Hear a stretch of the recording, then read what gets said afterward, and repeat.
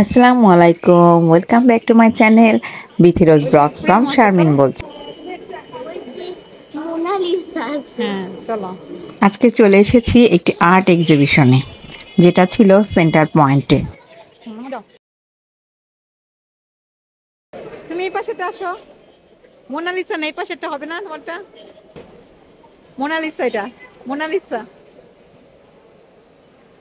আর পরেরটা অনেক সুন্দর করে সাজানো হয়েছে এখানে পিক্সেল কোম্পানি থেকে আর্টের জন্য সব বাচ্চাদের আগ্রহ দেখার জন্য খুব সুন্দর করে আয়োজন করা হয়েছে। এবং এখানে কিছু ড্রয়িং ওয়ালও রয়েছে, যেখানে সবাই যার যার ইচ্ছে মতো মনের কথা সাজিয়ে লিখছে, কেউ কেউ তার নামও লিখছে। তো এখানে বাচ্চাদের যে ক্যানভাসগুলো রয়েছে, সেই ক্যানভাসে যার যার মনের মতো করে যে যেটা আঁকতে ইচ্ছে করবে সে সেটা আঁকতে পারবে। আমাদের ইমিকো তো আর্টে খুবই আগ্রহ। কি আর্ট করো? সে বাসায় বসে বেশিরভাগই তার এই আর্ট পছন্দ, সব সময় বিভিন্ন ধরনের আর্ট করে থাকে। তা আমি তখনই সাথে সাথে আমার মেয়েকে বলে ফেললাম যে তুমি কিছু আর্ট করতে চাইলে করতে পারো, এবং সে তো খুবই খুশি। এবং সাথে সাথে সে তার যার পছন্দ মতো তার যেই কালারগুলো লাগবে সেই কালারগুলো নিয়ে এসে তার একটি ছোট্ট ফ্লাওয়ার আর্ট করে ফেললো। তা আমি তার পিছনে বারবার দাঁড়িয়ে ভিডিও করছিলাম। আমার খুব ভালো লাগছিল যে তার এত আগ্রহ আর্টের ব্যাপারে, খুব সুন্দর করে আর্ট করে। স্কুল নেই, সে কোনো স্কুলে পড়াশোনা করে না আর্টের।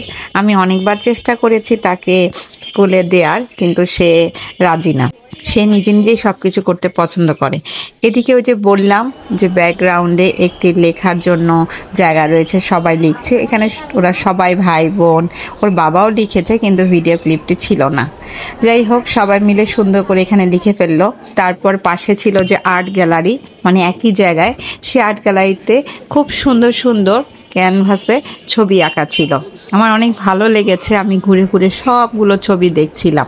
প্রত্যেকটা সুন্দর করে আর্টগুলো করা হয়েছে, পাশাপাশি ক্যালিওগ্রাফি ছিল, সেগুলো দেখছিলাম। এবং প্রত্যেকটা ছবি দেখার মতো খুব সুন্দর করে আর্টগুলো করা হয়েছে। তা আমি ঘুরে ঘুরে দেখছিলাম আর মুগ্ধ হচ্ছিলাম, যারা যারা এঁকেছেন বা যারা যারা এগুলো তৈরি করেছেন খুব সুন্দর করে মন দিয়ে করেছেন। আমি অনেকক্ষণ ঘুরে ঘুরে দেখছিলাম, তারপর ইমিকোকে ডেকে এনে সব ঘুরিয়ে ঘুরিয়ে দেখাচ্ছিলাম। ওর বাবাও ছিল আমার সাথে। বাচ্চাদের জন্য এত সুন্দর আয়োজন করা হয়েছে, আমার কাছে এত ভালো লেগেছে। মাঝে মাঝে এরকম আয়োজন অবশ্যই করা উচিত, কারণ প্রত্যেকটা বাচ্চারই আসলে সব কিছু দেখা উচিত এবং অভিজ্ঞতা থাকা উচিত। আর আগে তো এরকম আর্ট গ্যালারি অনেক হতো সব জায়গাতেই মোটামুটি, আমরা যখন ছোট ছিলাম, কিন্তু এখন সেগুলো আর দেখা যায় না। খুব কম সংখ্যকই এখন এগুলো দেখা যায়। অনেক সময় কারোর সাথে সময় মিলে না, বা কেউ কেউ হয়তো জানেই না।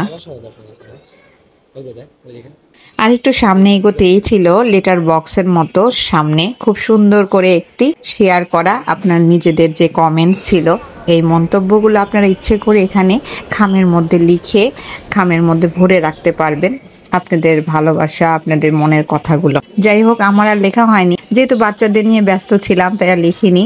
তারপর আস্তে আস্তে সামনের দিকে চলে গেলাম মেয়েকে নিয়ে। ওখানে আরও কিছু আয়োজন ছিল। তারপর সামনে এগোতে গিয়ে দেখলাম ওখানে খুব সুন্দর করে ফ্রেম সাজানো হয়েছে, এই ফ্রেমে যাতে সবাই সুন্দর করে ছবি তুলতে পারে। তবে ফ্রেমটা ছিল জার্নালের উপরে। তো আমার এই ছোট মেয়ে জার্নাল খুব পছন্দ করে, সে জার্নাল করতে ইচ্ছে তার, বড় হয়ে সে জার্নাল হবে। যাই হোক, পাশে ছিল আরেকটি ফ্রেম, এটাও নিউজ পেপারের। এখানেও আমি কিছু ভিডিও ক্লিপ নিয়ে নিলাম বাচ্চাদের, খুব মজা করছিলাম ওদের সাথে। এবং তার পাশাপাশি ছিল ফ্রেমটি, ফ্রেমে যারা যারা ছবি তুলেনি আমি সবাইকে একটু একটু করে, বাচ্চাদের সাথে সবাইকে একটু একটু করে ছবি তুলে দিচ্ছিলাম। এরপর এর পাশে ছিল আরেকটি ফ্রেম, সেখানে বাচ্চারা সবাই মিলে একসাথে ছবি তুলতে পারবে। তা আমরা সবাই মিলে মজা করছিলাম, ওর বাবার সাথে আমি, এবং বাচ্চাদের ছবি তুলেছি কিন্তু ভিডিও করা হয়নি। যাই হোক, তুই বাবা মা একসাথে মজা করতে করতে আমরা আস্তে আস্তে এখন বের হয়ে যাব।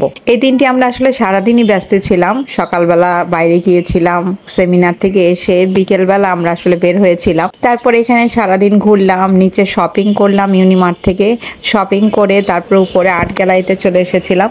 আর্ট গ্যালারি শেষ করে এখন আমরা, রাত্র হয়ে গেছে, বাসায় চলে যাব। কেমন লেগেছে অবশ্যই জানাবেন, ভালো লাগলে লাইক এবং শেয়ার করে দিবেন। খোদা হাফেজ, আসসালামু আলাইকুম।